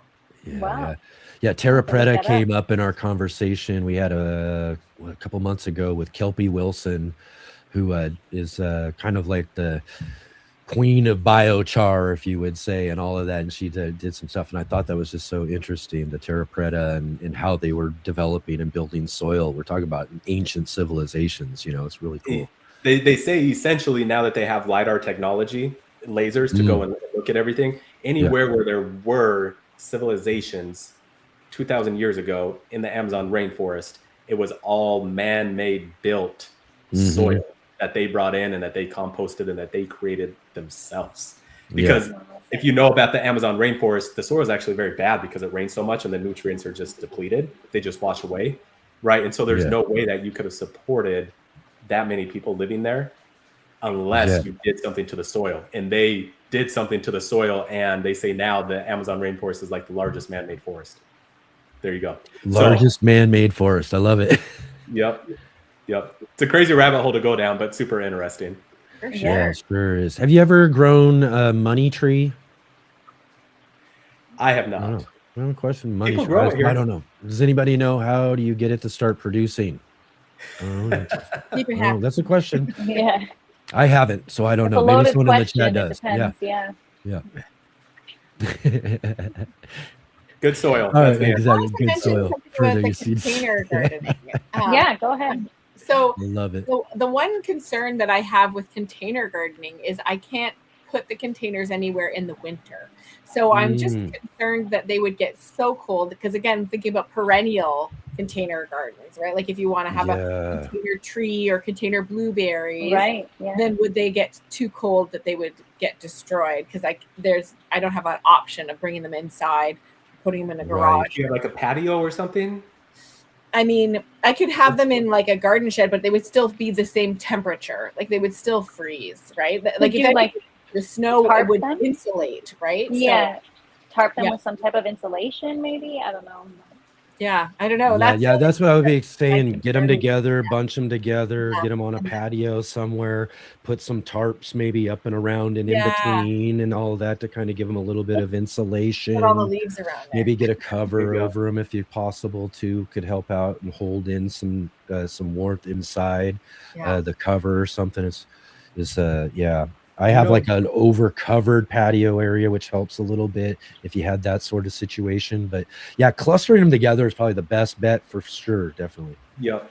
And I was gonna say, I used it one year. They have, like those pop-up tents that you would like bring to the beach or the park that just pop up real easily and they fold down. They have those as greenhouses, so it's the exact same structure, and it's small. And then you just put the whatever material over, so you can put that up in the winter and then take it down. Or even like a hoop house with the plastic cover or something like that. Yep. Throw a little heater in there. Little heater, or a suggestion to have seen before is you take a big, large container of like some water, right? Get yourself one of those fish heaters. Stick that in there, and as long as you have that warm water and that water staying warm in there, it'll keep the surroundings nice and warm as well too. So you don't have to have like the full-blown heater in there, Yeah, interesting. Well, thank you. Yeah. So on the climate topic, because it's so warm, now this might sound like a stupid question, but because of the warm climate, dry climate in Arizona, you guys don't have winters. What happens with your pepper plants? I'm assuming you grow peppers, right? Yes. So do you have to overwinter? Like, how does that work? Do they keep a lot of people do, but I'm huge on microclimates and growing things in the right microclimate to make as little work as possible for me. I have peppers in ground that have been there for 3 years now. A lot of people come, wintertime, they'll take them out, plant something else, and then replant in the spring. But I didn't do that. And if you go outside right now, you would see hundreds of peppers on my pepper plant, and they look just fine. And they grow year round like that. Perennials. They can be perennials, that's for sure. Yep. And they just keep getting bigger and bigger and producing more and more. And I don't really have to do anything with them. The biggest problem is finding out who I'm going to give all the peppers away to. Yeah, I thought that Robbins Anaheim looks great, but some of those folks I've seen who've got the like perennial pepper grows in more southern states like that, I've seen them like big as trees. Like, just those huge the pepper trunks get plants. thick. Like Well, I've always wondered that because, you know, with my indoor garden, it's always summertime and year. So I've always wondered, should I overwinter my pepper plants? Should I see how long I can keep them? I never really decided how to approach it. So now that's you should just go for it. Yeah, just see how big it can get. Yeah, and then I would be careful though. Bring as far as like growing something outdoors and then bring it in to overwinter. Take some strategies to make sure those plants are clean and all that sort of stuff. I would never bring outdoor, indoor. I don't mix the two. I made that mistake. Anybody else thinking about that stuff too? Because like I bring like I've got a couple of my little container citruses that I'm trying again. So I got kind of young ones in some containers. So I bring them into the other room of the house. I've got a whole other room. And they'll sit there for, in there until they got to go back outside the next time. But you got to keep them away from everything else for sure. Yeah. When you're bringing things inside.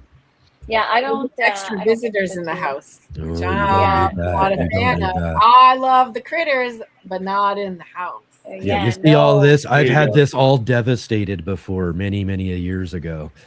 Yeah. by bringing things in. Yeah, that's what happened with me. I brought outdoor strawberries inside to try growing in my vertical garden, and I brought thrips in, which are horrible indoor pests. And it just my first time growing my plants. It was my first, like within the first 6 months, I had to get rid of everything. Oh no! I got rid of everything in my house too with thrips because you can't like. The maintenance for like the destruction of the little creatures is just too much. Not worth it. Prevention is better than painting chemicals. Like I had no interest in any of that. I have children in the house, and no, it's not worth spraying. Just get rid of it.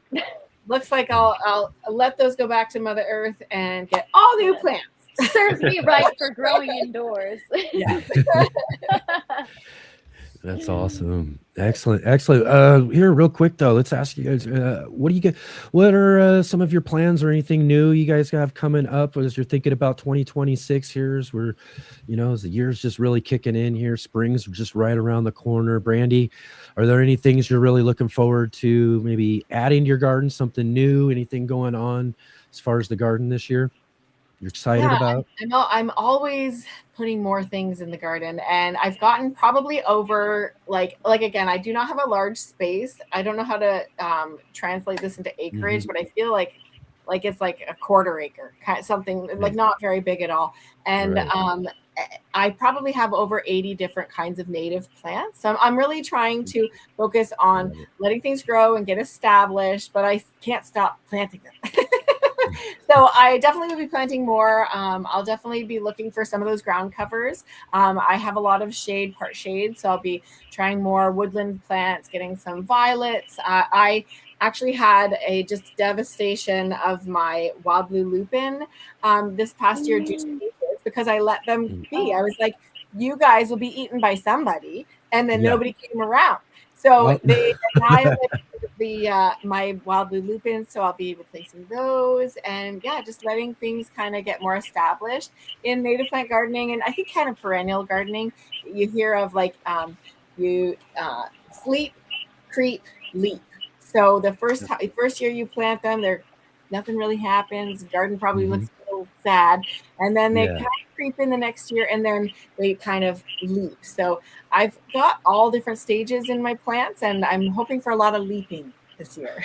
Lots of leaping. I love it. Oh, yeah, excellent. Exciting. Yes. What about you, Michael? Any plans for this coming year?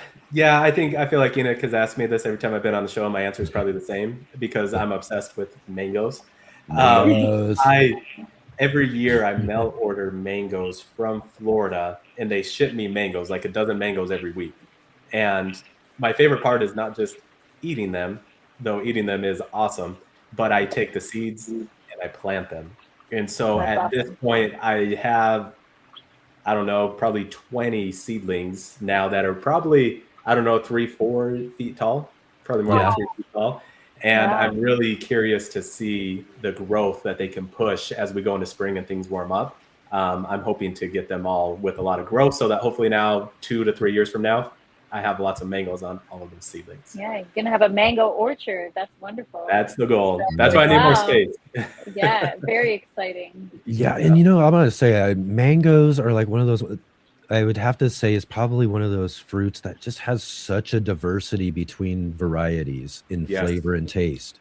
When Yes. it comes down to it, you know, like oranges, there's you think about different things. There's variations to some degree, but mangoes, I mean, literally, it's almost like eating different ones almost every time. Right? Night and day. It really, Yeah. it probably is the most diverse in terms of tasting because you have mangoes from all over different parts of the world. Some people eat them green, some people eat them ripe. So you can What's get a your whole different favorite? flavor. My favorite is probably the sweet tart variety, Sweet which tart. tastes like it sounds. Yeah. And then my second favorite is probably Kent.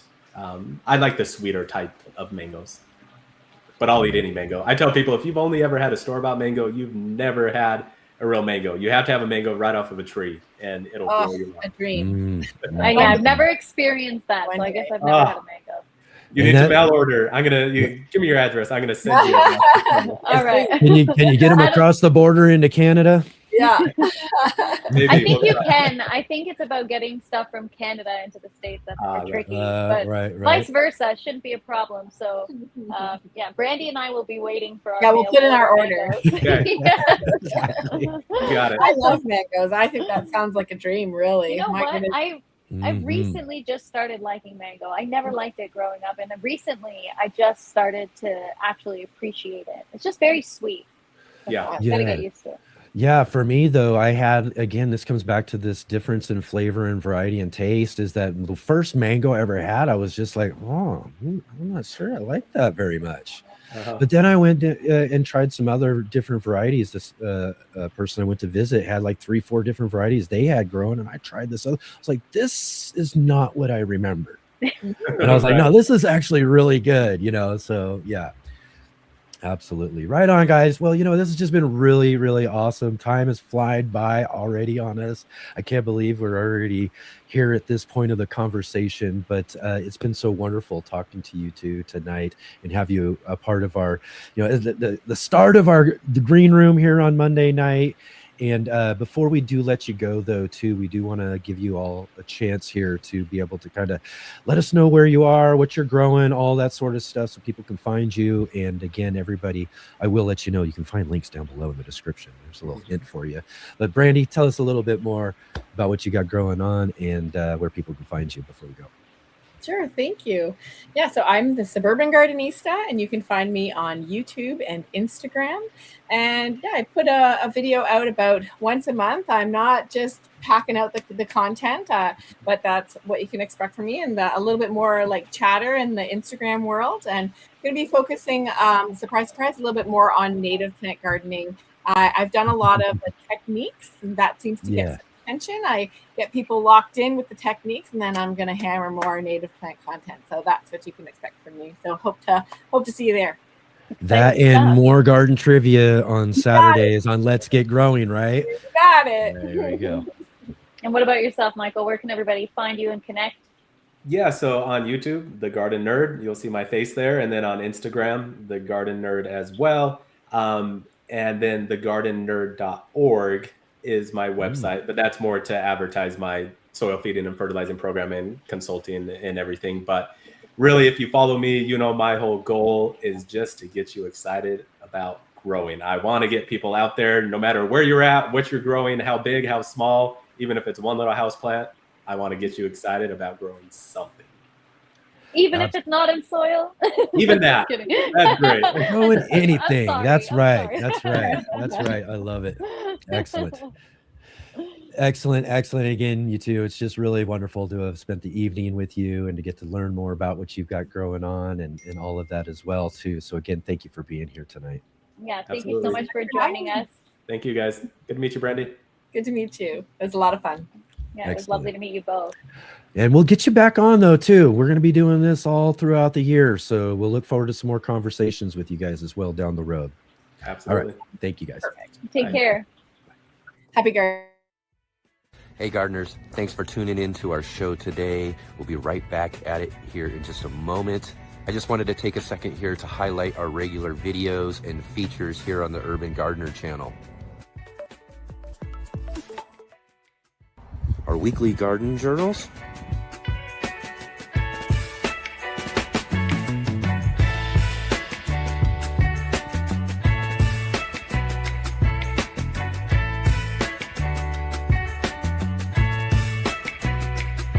and our incredible featured visits.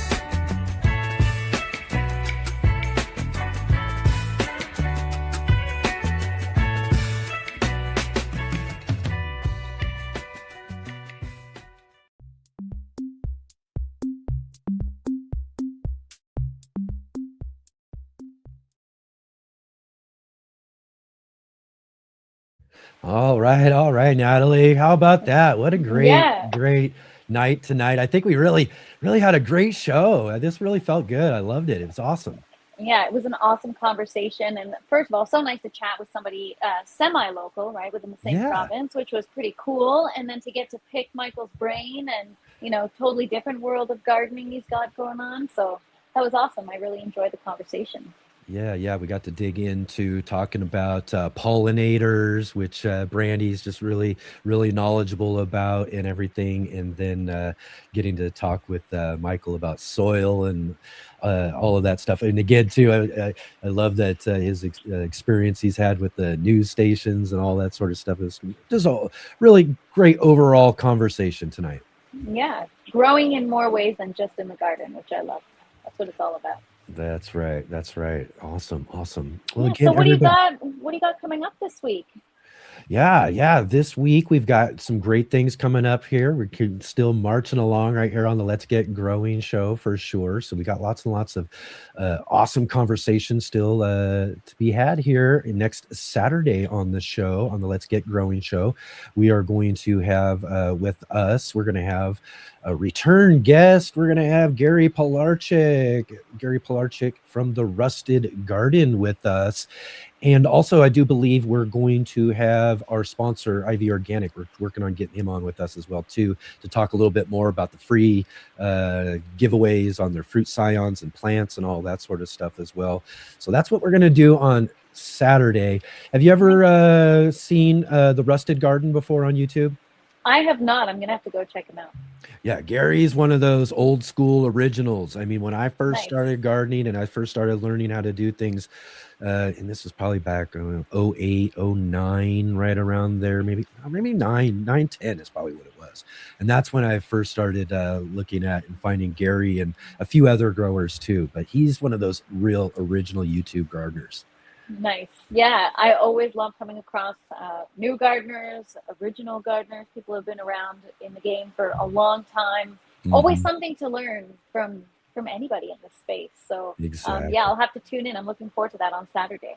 Yeah. And we also, again, we're a 3-day weekend around here too. So we also have our Sunday edition. Both the Saturday and Sunday shows are at 11 a.m. Pacific time, 2 p.m. Eastern for you there. And our Sunday edition, we're going to have Gardener Scott from the Gardener Scott channel. Scott Wilson's going to join us for his monthly appearance here on the show. He comes around every second Sunday of the month to answer all of our gardening questions. Gardener Scott's a master gardener.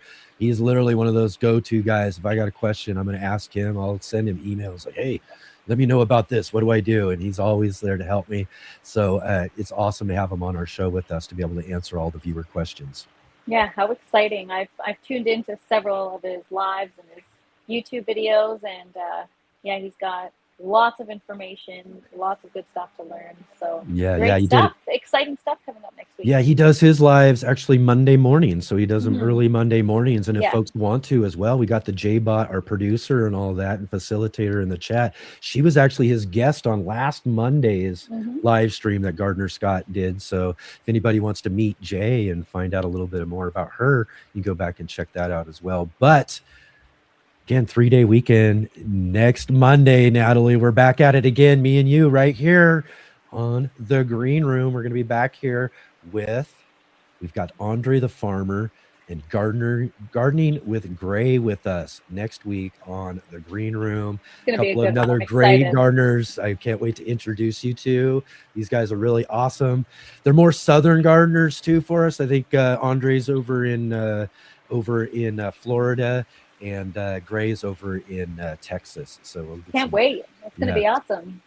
Yeah. So lots and lots of great things going on here on the Let's Get Growing show. What about you, Natalie, over on the Fresh Princess? I mean, what do you got going on coming up here this week for everyone joining you over there? Got a big week coming up. I'm doing a giveaway, which I'm going to be announcing coming the end of the week. So stay tuned for that. It's going to be a good one. And just, regular work in the garden. Got some new plants and stuff, new seeds to start. So, just working away, same as usual, just growing. Just growing and growing. We're just keep on at it, right? It's going to be a good giveaway. So if you guys are interested, I will keep you informed, but going to be announcing that end of this week. Awesome. And again, too, if you haven't gone to Natalie's channel, The Fresh Princess, yet as well, there's down below in the description. There's some sort of page top on as well for everybody else. So definitely go over there and subscribe to The Fresh Princess. So watch your daily live streams. I mean, this girl does it every day. Every day. I do it 3 days a week. She's on it every day. Yeah, sometimes twice a day. Depends. Yeah, it depends. If I got extra work to do, then I have 2 live streams. So excellent. Everybody, again, thank you all so much for being here with us today. Again, just another really great show for us here. And really, after last week's show too, Natalie, it was a little bumpy. I thought it was great. It was You know great. what? It was. I think that it's nice when it's endearing when we're just trying to figure it out, and it humanizes us. We're not like on primetime TV, so it's cool. Exactly. We just have fun with it. This ain't a big studio production here. Maybe one day it will be, but we just have fun with it, and it's all good. It's what I thought last week couldn't have gone better. I think we both did an awesome job, and we did an even better job this week. And I was off to a little rocky start, but that's okay. That's what it's all about. Yeah, Show you business. did awesome. You did awesome. I'm loving this so far. I'm thinking we got a great thing going on here on the Green Room. Absolutely. I hope all of you out there are joining that and seeing that too, and really enjoying these conversations. Like I said, we've got a lot more for you coming up. We're booking folks left and right now for future shows. So definitely make sure you're subscribing and following along with us here on the Urban Gardener channel and the Fresh Princess. Definitely follow all the links down below in the description. And again, everybody, thank you all so much for being here with us. It's, again, another great night. Yeah, what a great time, and appreciate everyone that came out to spend their time and tune in and be a part of the conversation and have your questions. Appreciate you all. Thank you so much. Yeah, really wonderful. And again, everybody, we'll see you all coming up this next Saturday for another 3-day weekend here on the Let's Get Growing show. And we'll see all of you then.